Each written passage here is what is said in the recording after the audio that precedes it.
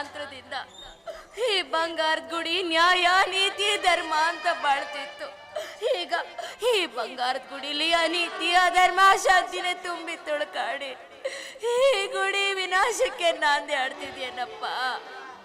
ಬೇಡ ತಂದೆ, ಬೇಡ.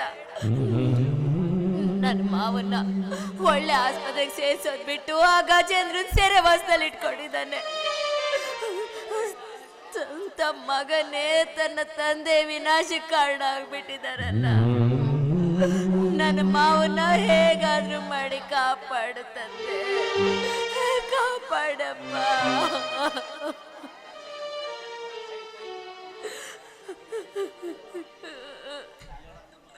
ದರಿದ್ರ,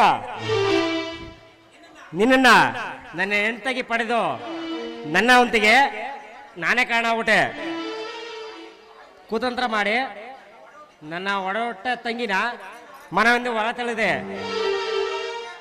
ಅದಂತೆ ನನ್ನ ಅಪ್ಪಾಜಿಗೆ ಹುಚ್ಚಿಡಿದಂತ ಮಾಡಿದೆ. ಇನ್ನೇನ್ ಮಾಡ್ಬೇಕು ಅಂತ ಕಾಯ್ದಿದೆ ಇಲ್ಲಿ. ಸಾಕು, ಸುಮ್ಮನೆ ಇರ್ರಿ. ಏನೇನೋ ಬಾಯಿ ಬಂದಾಗೆಲ್ಲ ಮಾತಾಡ್ಬೇಡಿ. ಮಾಡೋದೆಲ್ಲ ಮಾಡು, ನನ್ನ ಮೇಲೆ ಹೇಳ್ತೀರಾ? ದೇವ್ರಂತ ನಮ್ಮ ಮಾವನ್ನ ಒಳ್ಳೆ ಆಸ್ಪತ್ರೆಗೆ ಸೇರಿಸಿ ಅಂದ್ರೆ ಕರ್ಕೊಂಡೋಗಿ ಆ ಗಜೇಂದ್ರನ ಆಸ್ಪತ್ರೆಗೆ ಸೇರಿಸಿದಿರಲ್ಲ.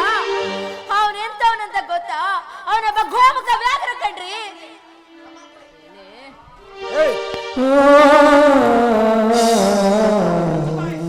ಹುಚ್ಚು ಬಾಯ. ಆ ಗಜೇಂದ್ರ ಗೋಮುಖೇಗ್ರ ನನ್ನ ಸರ್ವನಾಮ ಹೊರಕ್ ಬಂದಿದೆಯಲ್ಲ, ನೀನು ಗೋಮುಖೇಗ್ರ ತಿಪ್ಪೆಯಲ್ಲಿ ನಿನ್ನ ಬಿದ್ದಿದ ಸಿಂಹಾಸನದಲ್ಲಿ ಕುಣಿಸಿದಕ್ಕೆ ಈ ಗುಡಿಯನ್ನ ಕತ್ಲು ಮಾಡಿ ನನ್ನ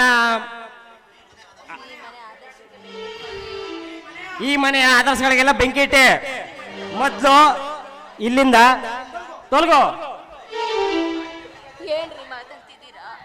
ನಾನೀ ಮನೆಗೆ ಬೆಂಕಿ ಇಟ್ಟ ಅಲ್ಲ.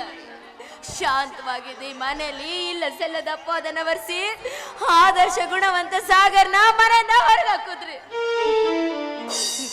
ಆ ಕಾಮಕ ಆ ಗಜೇಂದ್ರನ ಸ್ನೇಹಿತನ ಉಳಿಸ್ಕೊಳ್ಳೋದಿಕ್ಕೋಸ್ಕರ ಸ್ವಂತ ತಂಗಿ ಜೀವನ ಹಾಳು ಮಾಡಿದವರು ನೀವು. ನಿಮ್ಮ ಅಧಿಕಾರದ ಆಸೆಯಿಂದ ನನ್ನ ಮಾವಂಗೆ ಹೊಚ್ಚಿಡಿಯಾಗಿ ಮಾಡೋದು. ಈಗ ಈಗ ನನ್ನ ಈ ಮನೆಯಿಂದ ಹೊರಗೆ ಹೋಗೋ ಅನ್ನೋದಕ್ಕೆ ನಿಮ್ಗೆ ನಾಚಿಕೆ ಆಗೋದಿಲ್ವಾ? ಏಯ್ ಬಿಕಾರಿ, ನನ್ನ ನಿಲ್ಸಿ ಮಾತಾಡೋ ಸೊಪ್ಪು ಬಂದ್ಬಿಡ್ತೇನೆ ನಿನ್ಗೆ. ಅನ್ನ ಹಾಕದ ಮನೆಗೆ ಕಣ್ಣು ಹಾಕೋ ನಾಯಿ ನೀನು. ನನ್ನ ಕಣ್ ಮುಂದೆ ಕಾಣಿಸ್ಕೊಂಡ್ರೆ ಸಿಗದು ತೋಡಕ್ ಆಗ್ಬಿಡ್ತೀನಿ. ಹುಷಾರ್, ತೊಲಗಿ ಇಲ್ಲಿಂದ.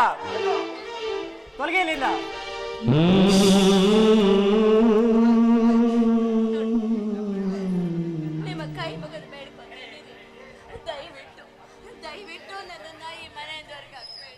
ನಾನು ಯಾವ ತಪ್ಪು ಮಾಡಿಲ್ಲ. ಮಾತ್ಕೋ. ನನ್ನ ಅಪರಾಧಿ ಸಾಗಲ್ ನಿಲ್ಸಿ ನನ್ಗ ಮಾಡ್ಬೇಡ. ಇಲ್ಲಿಂದ ಹೊರಟೋಗು. ನಾ ಏನ್ ಮಾಡ್ತೀನಿ ನನಗೆ ಗೊತ್ತಿರಲ್ಲ. ಹೋಗ್ತೀನಿ. ನಾನು ಈ ಮನೆ ಬಿಟ್ಟೋರೆ ನೀವು ಚೆನ್ನಾಗಿರ್ತೀರಾ ಅಲ್ವಾ? ಏಯ್, ಹೋಗೋದೇನೆ ಹೋಗ್ತೀಯ? ನಾ ಕಟ್ಟಿರೋ ತಾಲಿನ ಬಿಚ್ಚಿಟ್ಟು ಹೋಗ್ಬೇಕು. ಆಗಿಲ್ಲ ನನ್ನ ನಿನ್ನ ಸಂಬಂಧ ಇಲ್ಲಿಗೆ ಮುಗೀತು. ಬೇಡ, ನಿಮ್ಮ ಕೈ ಮುಗಿದು ಬೇಡ್ಕೊಡ್ತೀನಿ. ಹೆಣ್ಣಿಗೆ ಮುತ್ತೈದ ಹೆಣ್ಣಿಗೆ ಅದರಲ್ಲೂ ಮಾಂಗಲ್ಯನ ಶ್ರೇಷ್ಠ ರೀ. ದಯವಿಟ್ಟು ಆ ಮಾಂಗಲ್ಯನ ಮಾತ್ರ.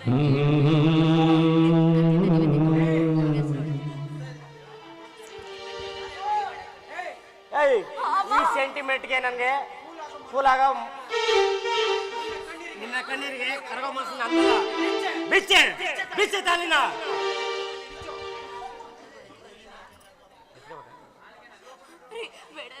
ತಾಳಿ ತಾಳಿ ಚಿನ್ನದ ತಾಳಿ ಹೆಣ್ಣಿನ ಬಾಳಿಗೆ ಇರುವೆ ಬೇಲಿ. ಓ ಹೆಣ್ಣಿನ ಬಾಳಿಗೆ ಇರುವೆ ಬೇಲಿ.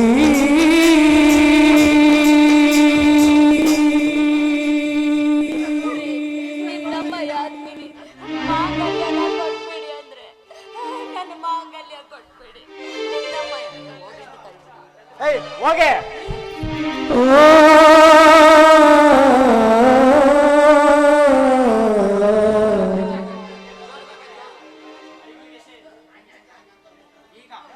ಈಗ ಈ ಮನ ಪೀಡೆಗಳೆಲ್ಲ ತೊಳೆದು ನಾನು ಗಜರನ್ನ ಭೇಟಿ ಮಾಡಿ ನನ್ನ ತಂದೆ ಆರೋಗ್ಯ ವಿಚಾರಿಸಿ ನಂತರ ನನ್ನ ತಂಗಿ ಎಲ್ಲಿದ್ರು ಹುಡುಕ ಬಂದು ಗಜರಿಗೆ ಕೊಟ್ಟು ಮದುವೆ ಮಾಡಿಸ್ಬೇಕು.